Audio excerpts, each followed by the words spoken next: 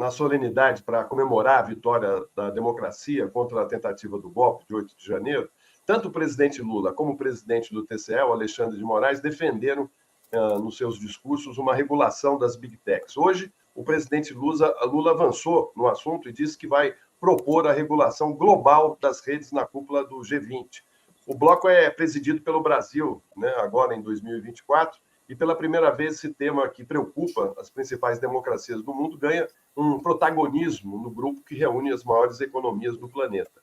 Para a ONU, esse é um tema fundamental pelo potencial que as redes alcançaram na divulgação de fake news e discurso de ódio manipulados pelos grupos de comunicação da extrema-direita internacional. A ideia do presidente Lula já causou divergência e resistência por parte dos Estados Unidos e da China. O grande desafio que se coloca para o Brasil é: será que o Brasil vai encontrar uma proposta que atenda aos interesses da maioria dos países e que seja aceita pelas duas maiores potências nessa área, né? Internamente, tanto o governo como o presidente do TSE defendem um projeto de lei conhecido como o PL das fake news, já aprovada no Senado e que aguarda análise na Câmara Federal.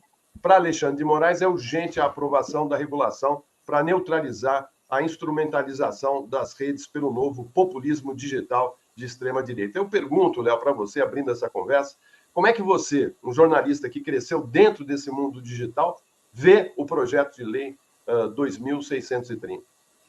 Então, a gente já falou bastante sobre isso no passado, e eu sou bastante crítico a esse projeto por uma razão simples, né? Só para a gente explicar por que a gente está aqui agora, nesse momento, debatendo, né, e fazendo um conteúdo jornalístico. Nós não temos uma concessão de rádio e TV, então a gente está operando dentro de uma plataforma digital chamada YouTube, que pertence ao Google. A gente só está falando aqui porque os responsáveis pelas falas que são ditas aqui somos nós.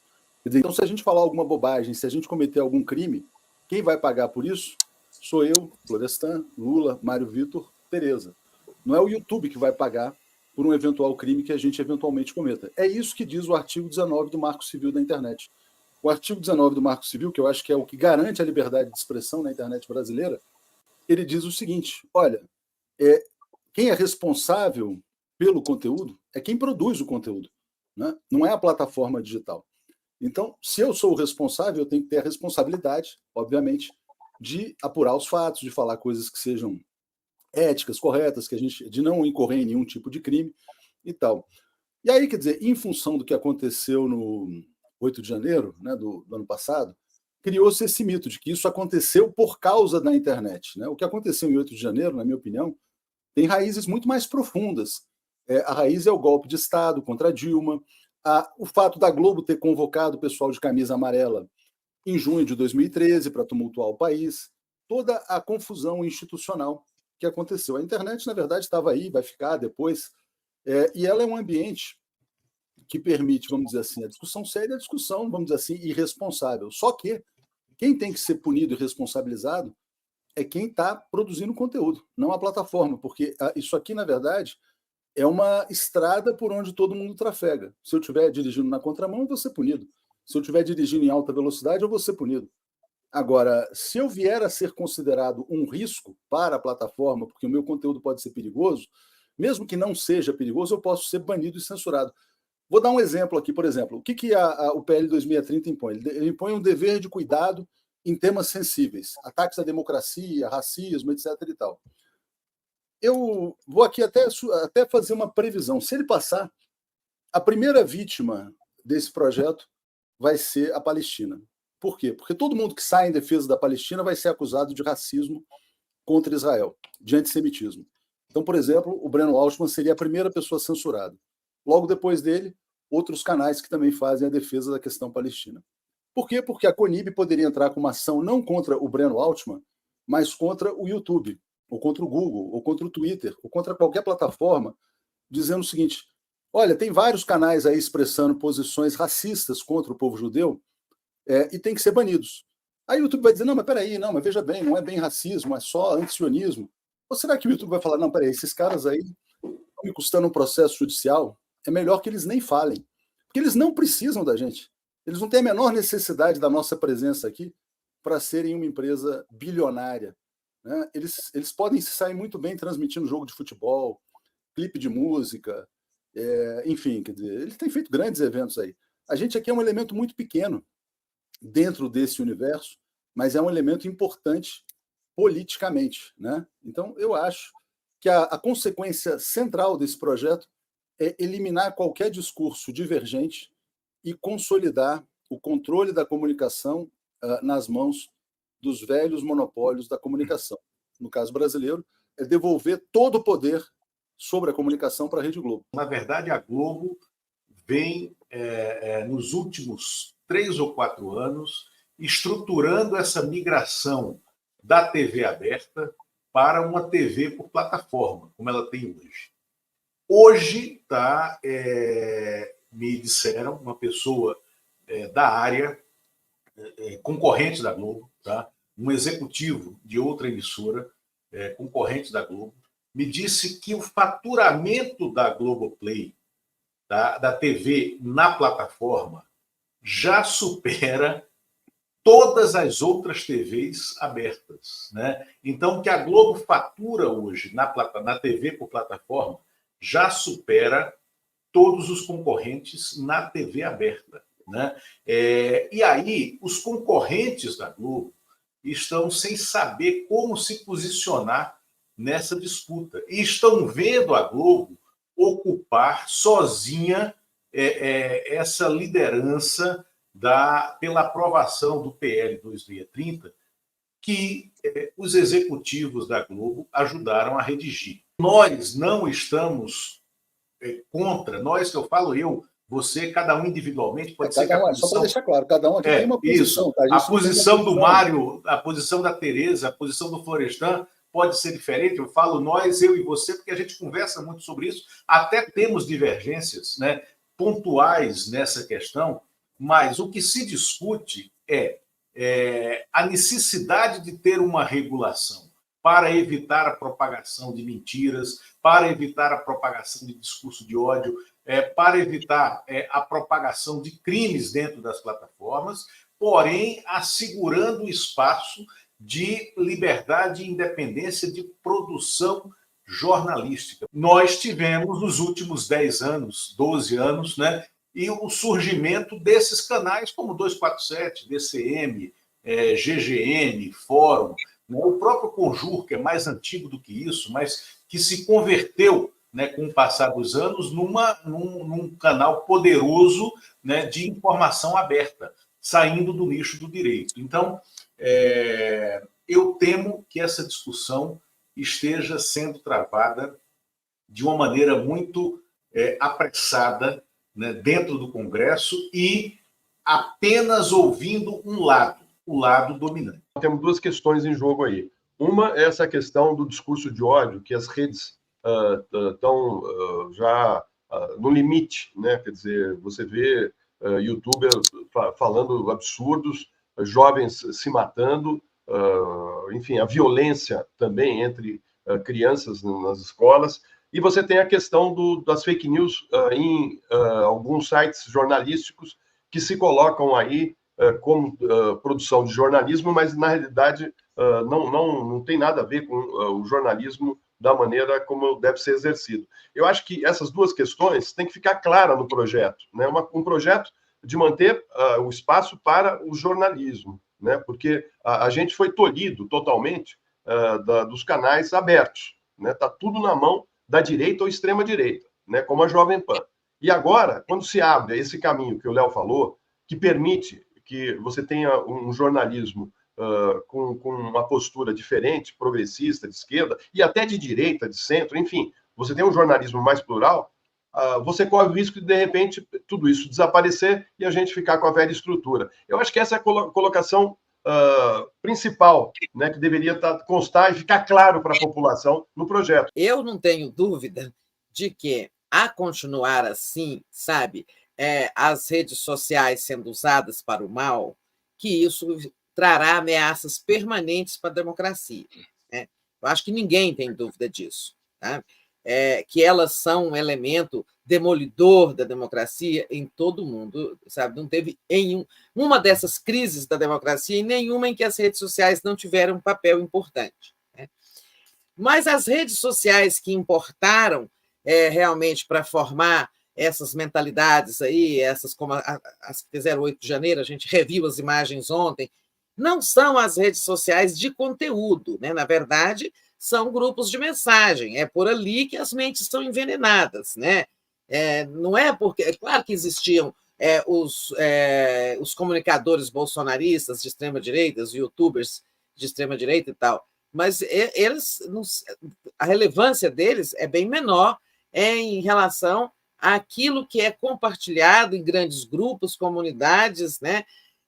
Pelos formuladores ideológicos da extrema-direita, por exemplo. Por que as mídias independentes da internet seriam extintas, como disse o Léo, e depois repetiu o Lula, por que seriam extintas se houvesse a regulamentação das Big Techs? Não é que elas serão extintas, a gente não tem capacidade de fazer essa previsão, né? Mas vamos imaginar que hoje você é o YouTube, né? O Luiz Costa Pinto é a Cazé TV, né? Que dá ali resultados, milhões de pessoas assistindo ao vivo. O Florestan é todos os canais de música, né? E o Mário Vitor todos os canais aí de entretenimento, tal, aquelas coisas todas. E eu sou, vamos dizer assim, os canais de jornalismo. Aí você vai olhar para o Luiz Costa Pinto e falar, pô, esse cara aqui está me dando dinheiro e não dá problema. Florestan me dá dinheiro e não dá problema, não dá processo. O Mário Vitor me dá muito dinheiro e não dá problema. Agora, jornalismo é um negócio chato. Porque jornalismo é uma coisa que é polêmica, que influi, que não sei o quê. Tem gente que gosta, tem gente que não gosta, tal. Fala assim, pô, será que eu vou manter canais de jornalismo nessa plataforma? Eu estou colocando para você esse problema porque nesse momento você é o YouTube. Aí você vai parar para pensar assim, não, mas não, lógico, eu vou manter o Léo e todos os canais de jornalismo de direita, de esquerda, porque o meu valor é a defesa da liberdade de expressão. Só que os meus inimigos não vão mais me processar. Eles vão processar você, Tereza, porque você é o cofre gigantesco da nova economia. Você é bilionária. Então ninguém vai mais... Por exemplo, eu sou Big Tech? Você é uma Big Tech. O Sérgio Moro não vai mais entrar com processo contra mim. Essa brincadeirinha nossa. O Sérgio Moro vai entrar com processo contra a Tereza. Aí a Tereza vai falar assim, porra, tá vendo esse canal lá, o Atush? Vou ter que agora me defender de um processo do Sérgio Moro por conta de algo que ele falou na internet. Aí eu vou falar assim, mas Tereza, eu não violei nenhuma regra sua. Aí você fala, não, Léo, eu até gosto de você. Você é até um cara legal. Mas, porra, eu não quero ficar gastando dinheiro com um advogado pelos problemas que você está criando para mim. Né? Então, olha, desculpa, aqui é uma empresa privada, vai lá fazer suas lives no Telegram, vai fazer suas lives lá no... Faz no seu próprio site, cria uma plataforma você mesmo. A tendência é o seguinte, quer dizer, quando, vamos dizer assim, as partes conflitantes da sociedade puderem processar você e não a mim, que você seja, na verdade, alvo de uma avalanche de ações judiciais. Aí você vai falar assim, pô, o Lula me dá dinheiro, o Florestan me dá dinheiro, o Mário Vitor me dá dinheiro, o Léo só me dá problema. Deixa eu tirar esse cara. Vou acabar com esse canal. Ou com todos os canais. Acabar com todos os canais de jornalismo. Eu ainda não consegui entender qual é a lógica de se acabar com o artigo 19 do Marco Civil da Internet. Quando alguém conseguir me explicar que, não, olha, não teremos golpe se a gente mudar o artigo 19... É o que diz que as operadoras, as plataformas, não são responsáveis pelos conteúdos, não é isso? Mas não significa que seja terra sem lei. Aí vamos dizer, não, mas a plataforma influencia o debate público pela questão do algoritmo. Isso é verdade. Agora, então, você tem que regular a questão do algoritmo. Então, o algoritmo tem que ser neutro. É uma outra discussão. Mas mudar o artigo 19 do Marco Civil da Internet, eu acho que é acabar com a internet. É acabar com a internet, é acabar com o jornalismo na internet. Mas esse projeto não podia ser mais específico, né, em punir as empresas deixando fora geradores de conteúdo? Mas o que garante a geração de conteúdo na internet é exatamente o artigo 19 do Marco Civil. Dizendo o seguinte, a plataforma não é... Por exemplo, Tereza, você tem uma conta no Twitter, né? Aí você escreve que o Jair Bolsonaro é genocida. Né? Você tem o direito de escrever que ele é genocida. Agora, o Jair Bolsonaro tem o direito de processar você. Agora, se o Bolsonaro quiser processar o Twitter porque ele permitiu que você chamasse o Bolsonaro de genocida, ele ia falar, Tereza, sai fora. Vou fechar a sua conta. Não quero responder um processo por você, pelo que você falou. É complicado. Eu acho que a base da internet é essa. A gente tem que partir do princípio de que a liberdade tem que ser a mais ampla possível. Quanto mais liberdade, melhor. não cabe aos comunicadores, especialmente dentro dos comunicadores, aos jornalistas, defender censura. E é isso que esse projeto 2630 acaba impondo às opiniões, principalmente as opiniões divergentes em relação aos grandes grupos jornalísticos do Brasil. É uma espécie de retrocesso nesse ambiente democrático, amplo, variado, polêmico, que se constituiu no Brasil, graças às plataformas também, nos últimos anos, na última década, que permitiu, é verdade que permitiu muitas coisas, mas entre elas permitiu que se estruturasse uma oposição ao impeachment da presidenta Dilma, se permitiu que se estruturasse uma oposição à prisão do presidente Lula e um movimento favorável à sua libertação. E, enfim, em última instância, a retirada do Bolsonaro do poder e a reeleição do presidente Lula. Vocês não acham que, se não houvesse essa variada presença de uma opinião divergente, inclusive dentro do 247, da liberdade que nós gozamos nesses últimos anos, vocês não acham que a oposição ao fascismo seria muito menor? Se houvesse uma censura desse tipo, nós teríamos chegado na situação que chegamos no dia de hoje. E olha que chegamos, como é que eu posso dizer, por uma pequena margem, conseguimos derrotar o Bolsonaro e o bolsonarismo. Se não houvesse essa liberdade, provavelmente nós estaríamos sendo calados. Houve tentativa de expulsar professor da UNB porque ele lançou um curso sobre o golpe de 2016 chamando o impeachment de golpe. Isso na imprensa também era criminalizado. Imagina alguém... Aliás, na imprensa até hoje é proibido. Né? Eu desafio qualquer pessoa a achar um artigo no Globo, na Folha ou no Estado de São Paulo que classifique o impeachment da presidente Dilma de golpe. Se alguém achar, me manda. Porque lá nesses veículos o que vige é a mais absoluta censura. É esse modelo que a gente vai querer? Quer dizer, o modelo defendido pelas empresas tradicionais? Vamos ver se no Globo, no Estado de São Paulo, na Folha, alguém chama o que está acontecendo na Palestina de genocídio. Se alguém pode escrever um artigo falando sobre genocídio em Gaza, não pode também. E quantas fake news eles não produzem, né, Léo?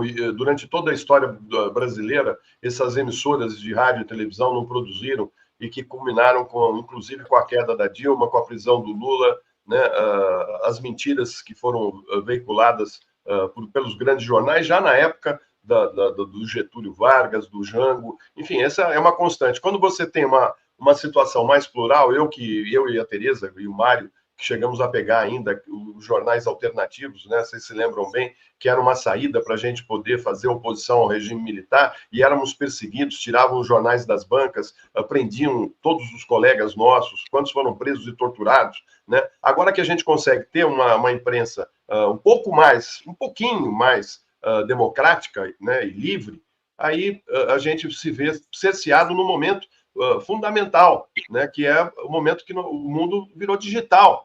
E esse espaço também vai ser nos tirado. O PL não tem conserto, Atucho? Não tem como. Não, eu acho que não é que, assim, na verdade é o seguinte, não é que ele não tenha conserto, mas assim, o que eu vejo é um rolo compressor. Eu acho que, como o Lula até mencionou, esse projeto ele foi redigido, se fala no mercado, na ABERT, na Associação das Empresas Emissoras de Rádio e TV, sob comando total da Globo, inclusive com artigos inteiros. Né? Você acha que a Globo está preocupada com o suicídio de jovens, de adolescentes, ou está preocupada com vozes dissidentes no discurso político e econômico?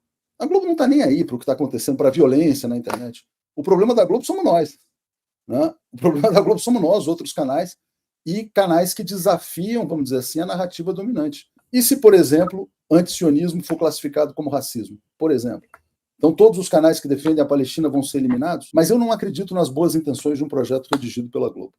Por mais que você tenha pessoas assim bem intencionadas querendo fazer alterações positivas. Né? Regulação também, eu defendo a regulação. A minha regulação é, eu sou responsável, quem propaga é responsável, inclusive eu acho que deveria ter até uma justiça expressa para os casos na internet. Tinha que ser um mecanismo de decisão rápida. Cometeu o crime na internet, a punição tem que ser rápida. E não tem anonimato. Acabou com esse papo de anonimato. né? Então, assim, isso para mim já é uma regulação.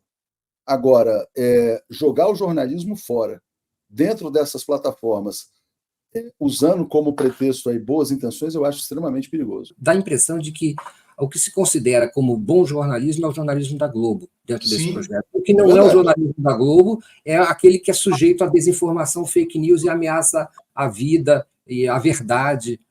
E do lado da verdade está o jornalismo tradicional, como se diz, não é, que são os grandes monopólios de informação que existem no Brasil e no mundo. Não é possível que, depois de tudo que a gente passou, vocês agora permaneçam com esse discurso de que nós não somos empresas, de que nós somos amigos, né? Não pode ser.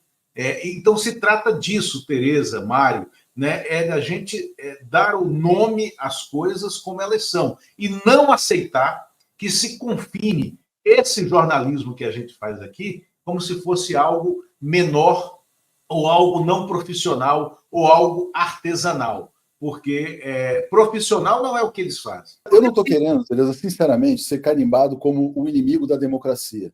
Olha, veja bem, todos iam salvar a democracia e o Atucho ficou lá enchendo o saco.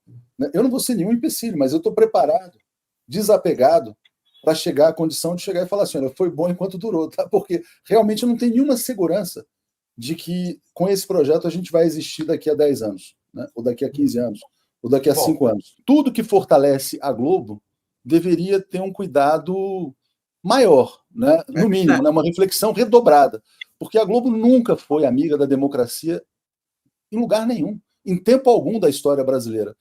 O que é mais chocante é você ver, depois de todo esse processo, de um golpe de Estado, liderado pela Globo, né? Que tirou a Dilma, que prendeu o Lula. Quem prendeu o Lula foi a Globo, né? Você vê a Globo saindo como a defensora da democracia, realmente aí é de dar nó em pingo d'água.